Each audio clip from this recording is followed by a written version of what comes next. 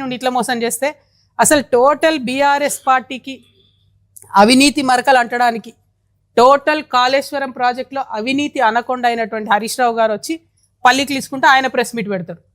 ఇక పాలమూరు ప్రాజెక్టులో అన్యాయం చేసింది ఆ గుంటనక్క, కాళేశ్వరంలో అన్యాయం చేసింది ఆయన. ఈయననే తప్పు చెప్పి ప్రజల్ని డైవర్ట్ చేస్తుందంటే ఆయన వచ్చి ఆ డ్రామా ఇంకొంచెం పెంచి ఆయన ఏందేందో మాట్లాడిపోయాడు. నేను అంటున్నా కదా, అదే గుంటనక్కను ఎవరి వల్ల అయితే అవినీతి జరిగిందో ఆయననే ముందట పెడుతున్న బీఆర్ఎస్ పార్టీ ఈ జన్మల బాగుపడదు, ఈ జన్మల అధికారంలోకి రాదు. ఇవాళ అవినీతితో కూరుకుపోయి ఉన్నటువంటి విషయాన్ని బయట పెడతా ఉన్నా నేను చాలా స్పష్టంగా. వీరొక్కరే కాదు, నిన్న మొన్న కూడా చూస్తూ ఉన్నాం, చాలా విషయాలు బయటకు వచ్చినాయి.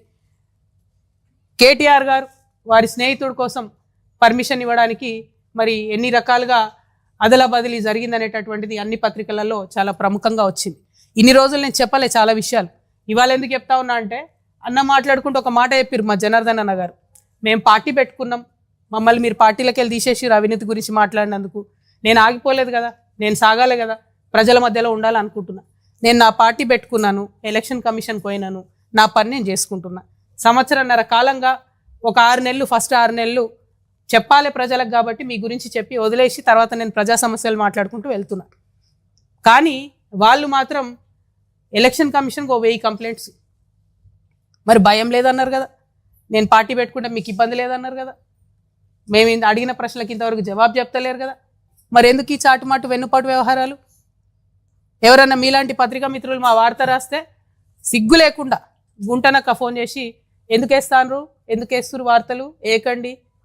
అదేవిధంగా ఇంగ్లీష్ మాట్లాడతాడు కేటీఆర్ సార్ కాబట్టి ఇంగ్లీష్ వాడేవాడన్న వార్త వేస్తే ఢిల్లీకి ఫోన్ చేసి ఎందుకు వేస్తారని నేను అడుగుతాడు ఇంగ్లీష్లో. వాళ్ళు ఫోన్ చేసి చెప్తారు నాకు. ఇంత సిగ్గులేని వ్యవహారం ఎందుకు? ఒక ఆడబిడ్డగా నేను చాలా ధైర్యంగా ప్రజల మధ్యలో ఉంటాను, నేను వెళ్తున్నా. ఆంబోతుల్లాగా అడ్డగాడిదల్లాగా ఎందుకు నా కాళ్ళల్లో కట్టెలు పెట్టే పనులు చేస్తున్నారు నాకు అర్థమవుతలేదు. ఏం అవసరం ఉంది మీకు? ఒక్క ప్రశ్నకైనా సమాధానం చెప్పిరా నేను అడిగిన వాటికి? ఇంకా నేను ఎక్కడ కూడా పర్సనల్ ఇష్యూస్ మాట్లాడను కూడా నా ప్రాణం పోయినా. కానీ ఆ బీఆర్ఎస్ పార్టీలో వీళ్ళిద్దరూ జోడెడ్లలాగా నడపాల్సిన వాళ్ళు ఇద్దరు కూడా దున్నపోతుల్లాగా ప్రజల ఇష్యూలు మర్చిపోయి కేవలం అవినీతి ఇష్యూస్ మాట్లాడడం, ఇప్పటికి కూడా అడ్డగోలుగా అవినీతి పరులను కాపాడడం. మొన్న నేను ఉద్యమకారుల పక్షాన పోయి అక్కడ ఉద్యమం చేస్తున్నా అండి. ఏం డ్రామా చేసిండ్రు కాంగ్రెస్ బీఆర్ఎస్ కలిసి? అంటే మీకు ఆ పూటకు నన్ను ఆపడానికి, ఉద్యమకారుల వార్తలు రాకుండా ఉండడానికి అయితే కాంగ్రెస్తో జత కడతాడు, అయితే బీజేపీతో జత కడతారు. ఏముంటుంది? నీయతు న్యాయం ఏముండదా? ఒక పార్టీకి లైన్ ఉండదా?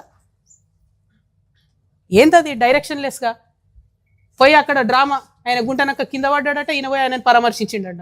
ఆ ఏడ కింద పడ్డాడో ఏమైందో అసలు ఎంత విచిత్రం అంటే ఆ రోజంతా మీరు చూస్తే ప్రతి ఒక్కరికి ఫోన్లు చేసి మీరు ఉద్యమకారుల వార్తలు వేయొద్దు. ఎందుకు వేయొద్దు? వచ్చేదా తెలంగాణ ఉద్యమకారులు లేకపోతే? మీరు మాట్లాడతలేరు. నేను ఒత్తిడి తెస్తున్నా కాంగ్రెస్ ప్రభుత్వం మీద ఉద్యమకారులకు ఇచ్చిన మాట చేయాలని. మీకేం ప్రాబ్లము? మీరెందుకు అడ్డుపడతాను? ఎస్, ఇవాళ అడుగుతా ఉన్నా నేను. 1400 కోట్లు ఇవాళ బీఆర్ఎస్ పార్టీ అకౌంట్లు ఉన్నాయి కదా, అవి క్విట్ ప్రోకి కింద వచ్చినాయి కాదా? అవినీతి సొమ్ము కాదా? ఆంధ్ర కాంట్రాక్టర్లు ఇచ్చినాయి కాదా? పంచండి. అవినీతి సొమ్ము అంతా కూడా అమరవీరుల కుటుంబాలకు పంచండి. కుటుంబానికి ₹1 పంచండి.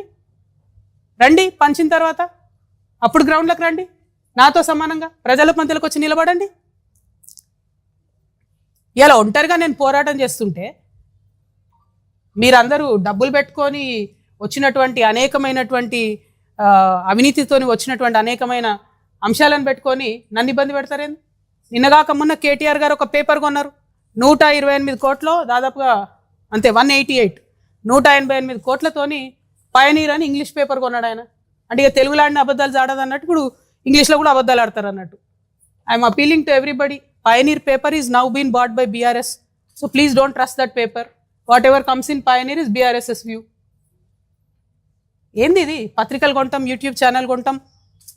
ప్రజాబలం ఉండాలి, గుండె ధైర్యం ఉండాలి, ధనబలం ఉంటే ప్రదర్శించుకోండి అవసరమైన కాడ.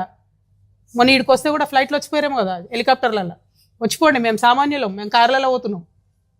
పాయింట్ అది కాదు. పాయింట్ ఏంటంటే ప్రజల మీద, ప్రజా సమస్యల మీద పోటీ పెట్టుకోండి మాతో. మా కాళ్ళల్లో కట్టెలు పెడితే ఏమొస్తుంది?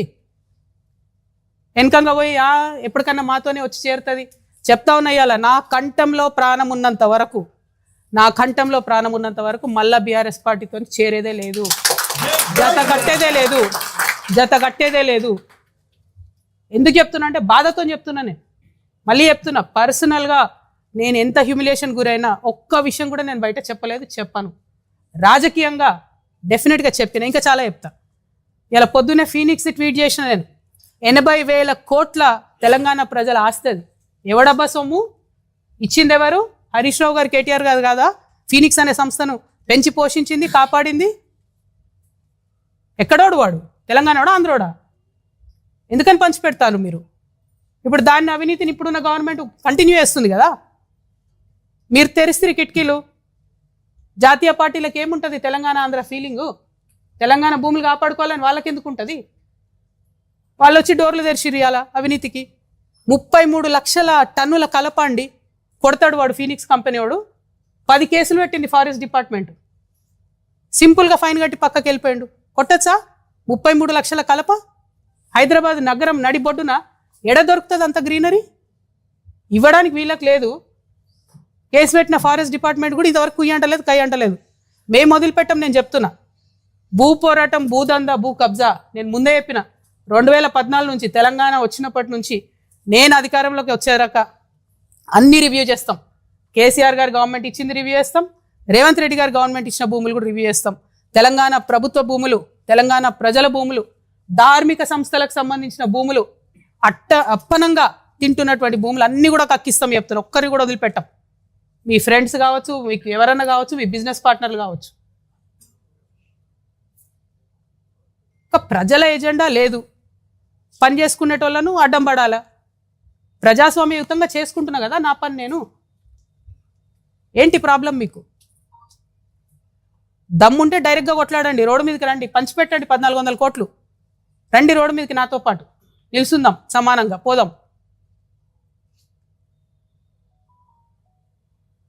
ఇవాళ ఒకటే రిక్వెస్ట్ చేస్తున్న ప్రజలకు, నేను ఆవేశంలో కోపంలో చెప్తలేను, నేను ఆవేదనతో చెప్తా ఉన్నా.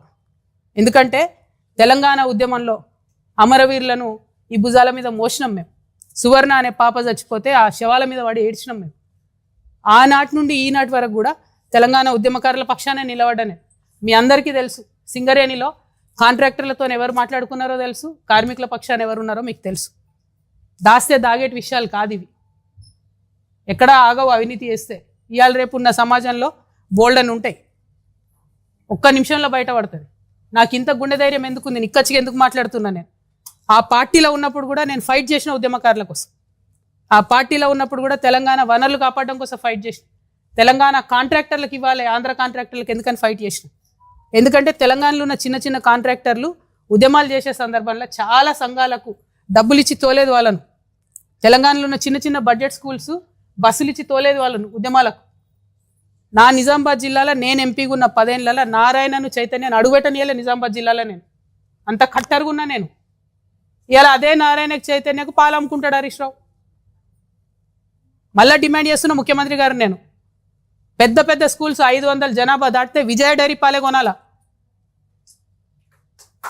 100% తెలంగాణ రైతులకు లాభం జరగాలి, పాడి రైతులకు. ప్రైవేట్ వాడికి లాభం జరిగేది ఏంది? ఫీజులు తగ్గిస్తున్నాడా?